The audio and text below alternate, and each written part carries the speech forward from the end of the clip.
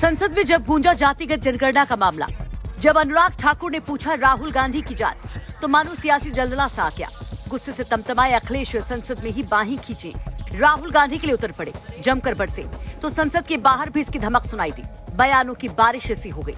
कांग्रेसी कहने लगे ये गाली है, कहने लगे कि जाति पूछना ओछी हरकत है, कहने लगी कि ये बीजेपी सरकार दलित पिछड़ों की विरोधी है। इधर इस मुद्दे पर इंडिया अलायंस वाले माहौल बना ही रहे थे कि उधर मायावती भी कूद पड़ी मैदान में और संसद की कल की घटना पर जाति जनगणना पर दे दिया बड़ा बयान।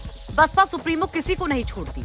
एक्स पर पोस्ट कर कहती हैं, कल संसद में खासकर जाति व जाति जनगणना को लेकर कांग्रेस व बीजेपी आदि में जारी तकरार, नाटकबाजी तथा ओबीसी समाज को छलने की कोशिश, क्योंकि इनके आरक्षण को लेकर दोनों ही पार्टियों का इतिहास खुलेआम व पर्दे के पीछे भी घोर ओबीसी विरोधी रहा है।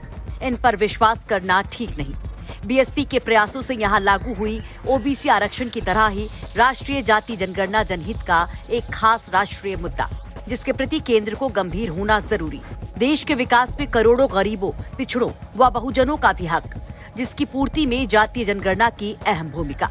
तो मायावती कांग्रेस बीजेपी दोनों को आईना दिखा जाती हैं, तो साथ ही जातीय जनगणना की मांग को भी रख जाती है। दरअसल लोकसभा चुनाव से पहले ही सपा और कांग्रेस ने जातीय जनगणना को मुद्दा बनाया, भरपूर उठाया। दोनों पार्टियों ने अपने मैनिफेस्टो में इस मुद्दे को सबसे ज्यादा प्राथमिकता दी थी। तो वही पीडीए और संविधान बचाओ का नारा भी। नतीजा ये हुआ कि यूपी जैसे सबसे बड़े राज्य में बीजेपी का ओबीसी वोट दर का, पीडीए का कार्ड चला और इंडिया अलायंस को बम्पर वोट मिले। इंडिया अलायंस को 43 सीटें मिली, जबकि बीजेपी अपने सहयोगियों समेत ढेर ही नजर आई। हाल ये था कि एनडीए के ओबीसी पॉलिटिक्स बेस्ड सहयोगी दलों की भी करारी हार हुई। फिर चाहे ओम प्रकाश राजभर के बेटे हों, संजय निषाद के बेटे हों या अनुप्रिया पटेल की पार्टी का हाल हो, ओबीसी पॉलिटिक्स में एनडीए को तगड़ा झटका लगा।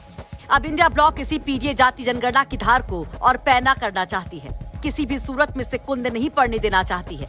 ऐसे में संसद में जाति जनगणना का मुद्दा और उस पर बीजेपी सांसद अनुराग ठाकुर का राहुल गांधी की जाति पूछना विपक्ष इसे बड़ा करने की जुगत में है।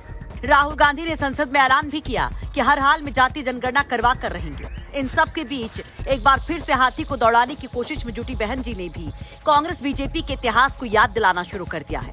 वैसे इस पर आप क्या कहेंगे? कमेंट बॉक्स में अपनी राय जरूर रखिए